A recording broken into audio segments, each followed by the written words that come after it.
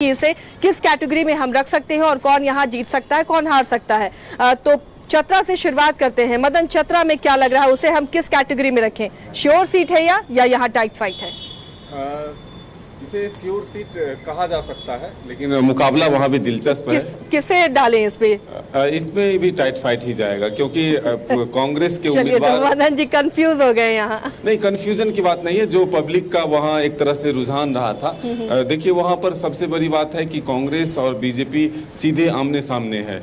BJP की तरफ से कालीचरण सिंह को मिला है टिकट, और दूसरी तरफ जो है कांग्रेस से के.एन. त्रिपाठी को उम्मीदवार बनाया गया है। तो दिलचस्प मुकाबला इसलिए है क्योंकि के.एन. त्रिपाठी ने भी अपनी पूरी ताकत लगाई है, क्योंकि पहले भी वो पूर्व मंत्री भी रहे हुए हैं और कई बार वो चुनाव लड़ चुके हैं। तो एक लंबा अनुभव के साथ कांग्रेस ने उन पर भरोसा जताया और वो पूरी तरह से ज़मीन पर भी काम करते हुए नजर आए थे, क्योंकि आखिरी वक्त तक हम चतरा में मौजूद थे। तो जो एक बूथ मैनेजमेंट जो आखिरी चरण का काम होता है, उसको भी बखूबी वो खुद देख रहे थे। तो ऐसे में हम कह सकते हैं कि एक वर्ग जो है, जो एक वोटर्स हैं, उनका सपोर्ट जरूर है, लेकिन बीजेपी मोदी के फैक्टर से वहां पर भी माइलेज बीजेपी को ज्यादा मिलता हुआ दिख रहा है। मुझे लगता है कि इसे श्योर सीट बीजेपी के लिए माना जाना चाहिए। सिमरिया में प्रधानमंत्री की सभा हुई थी।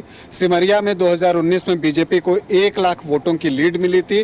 तो सिमरिया, चतरा और पांकी, ये जो 3 विधानसभा क्षेत्र हैं, वहां बीजेपी को बड़ी बढ़त जो है वो मिलने की संभावना है। तो लातेहार और मनिका से, चूंकि जो चतरा लोकसभा क्षेत्र है उसमें 5 ही विधानसभाएं हैं, तो जो आपको लातेहार है और मनिका है, वहां से के.एन. त्रिपाठी कितनी वापसी कर पाते हैं, ये देखना दिलचस्प होगा। हालांकि जो सूचना आई है उसके अनुसार फाइट जो है वो टाइट है वहां पर भी, लेकिन बीजेपी को वहां पर जो है एज क्लियर कट थोड़ा दिखता है, और इसलिए मुझे लगता है कि चतरा जो है वो एक श्योर शॉट सीट है। वैसे उदय वहां पर थे, ये ग्राउंड पर उदय और मदन काफी घूमे हैं, तो ये और बेहतर बता पाएंगे। लेकिन जो मेरी सूचना है उसके अनुसार सिमरिया, चतरा और पांकी, ये जो 3 विधानसभाएं हैं, वहां बीजेपी की बढ़त अच्छी है। देखिए, चतरा की अगर बात की जाए तो चतरा पिछली बार मुझे याद है 2019 का चुनाव हम लोग कवर कर रहे थे, तो कई जगह सुनील सिंह जो प्रत्याशी थे उन्हें काले झंडे दिखाए गए थे, जूते तक उछाले गए थे, और कई कई गांव में तो वो प्रचार करने ही नहीं गए थे। जब उनकी गाड़ी देखते थे लोग तो काले झंडे दिखाते थे, तो उन्हें ऐसा लगता था कि लोग मारपीट पे ना उतारू हो जाए। तो कई गाँव में तो वो बिना प्रचार किए लौट आए थे। लेकिन आम लोग वहां नारा यही लगाते थे कि मोदी आपसे बैर नहीं, सुनील सिंह तेरी खैर नहीं, और इस फॉर्मूले को आजमाया गया था। सुनील सिंह जहां भी जाते थे डंके की चोट पे विरोध हुआ, लेकिन जब जीते तो बहुत अच्छे अंतर से जीते थे। कुल मिलाकर निष्कर्ष यही था कि चतरा वासियों को पीएम मोदी ज्यादा ही पसंद है और वो पूरी तरह से उनके साथ है, उनकी योजनाओं का लाभ भी मिला है। और देखिए, बीजेपी ने इस बार प्रत्याशी बदल दिया तो कहीं पट नहीं बचता है। बीजेपी के लिए एक तरह से चतरा गढ़ जैसा हो गया है कैंडिडेट का, बिल्कुल। और ये केबीसी में अमिताभ बच्चन पूछते थे कि देश की कौन सी सीट है जो आजादी के बाद से अभी तक कोई स्थानीय नहीं जीता, और वो चतरा वो सीट थी, केबीसी में पूछा जाता था। लेकिन इस बार वो बात बदल गई, और इस बात को कालीचरण कहते भी थे जब वो जाते थे कि पहली बार किसी स्थानीय प्रत्याशी को एक नेशनल पार्टी ने टिकट दिया है, और जो पिछली 2-3 बार से जीत रही थी उसने टिकट दिया है। तो ये फैक्टर काम कर रहा था। और कुल मिलाकर देखिए, कालीचरण सिंह, उन्हें लोग जानते नहीं थे, लेकिन वो एक जमीनी कार्यकर्ता रहे, और वो खुद कहते रहे ये चीज कि वो 30 सालों से बीजेपी के लिए काम करते रहे। 30 सालों तक वो बूथ एजेंट के तौर पर बूथ घूमते रहे, जमीनी कार्यकर्ता रहे, और उन्हें टिकट मिला। तो जाहिर सी बात है, बीजेपी के हर कार्यकर्ता का दिल खुश हो गया, सीना चौड़ा हो गया कि बीजेपी ने एक कार्यकर्ता को चुनकर टिकट दिया है। तो यही वजह है कि चतरा को मैं श्योर सीट में रखते हुए ये मानकर चल रहे हैं कि वहां कोई बट नहीं है, चतरा श्योर बीजेपी निकाल रही है। नीरज भी कुछ बोलना चाह रहे हैं। नीरज, क्या इसे श्योर सीट में ही रखें? देखिए, चतरा को हम बीजेपी के खाते में डाल सकते हैं, क्योंकि पलड़ा भारी रहा है बीजेपी का। अगर प्रत्याशी कोई और दूसरा रहता तो संभवतः कुछ आंकड़ों में इधर उधर हो सकता था, लेकिन जिस तरह से अगर हम प्रत्याशी की बात करें तो प्रत्याशी जो बीजेपी ने दिया था, और बीजेपी के प्रत्याशी का अभी जो पक्ष है वो मजबूत है। और क्योंकि भारी संख्या में जो मतदाता हैं उन्होंने भी उनके, जहाँ तक हमारी बात हुई थी, वो उनके हक में जो है वोट डाला है, तो हम उसे टाइट श्रेणी में डाल सकते हैं। लेकिन एक और अपडेट जो है वो मेरे पास आया हुआ है, कुछ आंकड़े जो है वो बदल गए हैं। अभी जो वोटिंग प्रतिशत है उसमें कुछ बदलाव हो गया है, और ये एक पहला सीट कह सकते हैं झारखंड का जिसने 70 का आंकड़ा पार कर लिया वोटिंग प्रतिशत में, वो है दुमका की सीट। 70.5 8% हो गया है। गोड्डा में भी बदलाव हुआ है। पिछले साल का जो था, मतलब पिछले चुनाव का जो आंकड़ा था उसमें भी बदलाव गया है गोड्डा का। अब ये अभी का जो आंकड़ा है वो 67.27% हो गया है।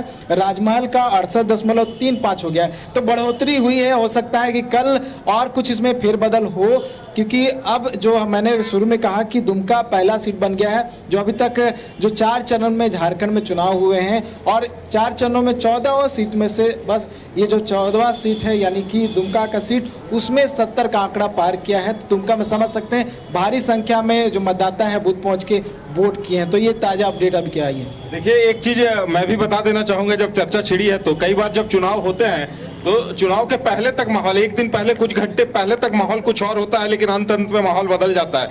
आज मुझे लगता है कि दुमका में थोड़ा सा माहौल बदल गया, क्योंकि सीता सोरेन लगातार 10-11 बजे उनका ये बयान काफी चर्चित हो गया कि भाई यहाँ गलत हो रहा है, यहाँ गड़बड़ की जा रही है, रिपोलिंग की मांग करूंगी। उनका ये बयान वायरल हुआ। उसके बाद वहां जो लोग घरों में थे वो भी बाहर निकल आए वोट देने के लिए। और अब ये दुमका के बारे कहा जा रहा है कि दुमका अब 5 राज्य, 61 शहर, 150 प्रोजेक्ट और एक वास्तु विहार।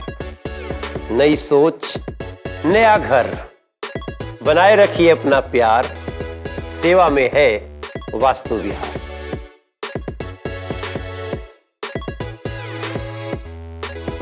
घर के लिए ग्रोसरीज की जरूरत हो या चाहिए फल और सब्जी, डेयरी या बेकरी प्रोडक्ट्स चाहिए या beverages, snacks and branded foods चाहिए हो या ब्यूटी प्रोडक्ट्स, अब इनके लिए अलग अलग दुकानों की तलाश हुई खत्म, क्योंकि रांची में खुल गया है केस्टोमार्ट, जो रखे आपका और आपके बजट का ख्याल। हर सामान पर 5% की छूट, होम डिलीवरी की सुविधा भी। आज ही पधारें Kestomart, one stop solution for every customers requirements. Call 9153989339। कमाल करते हो जी, बच्चे घूमने की इतनी जिद कर रहे हैं और तुम हो कि तुम्हें फुर्सत ही नहीं मिल रही। अब इतनी गर्मी में जाए तो जाए कहाँ? इस गर्मी में मस्ती और फन का आ गया है परफेक्ट डेस्टिनेशन, वाइल्ड वादी, जहाँ है water park, bird park, flower park, trampoline park, amusement park, 250 feet लंबा, जिप लाइन और क्रिकेट स्टिमुलेशन का खूबसूरत नजारा। वाइल्ड वादी, 10 माइल चौक, रांची। वाइल्ड वादी यानी अनलिमिटेड फन और अनलिमिटेड मस्ती।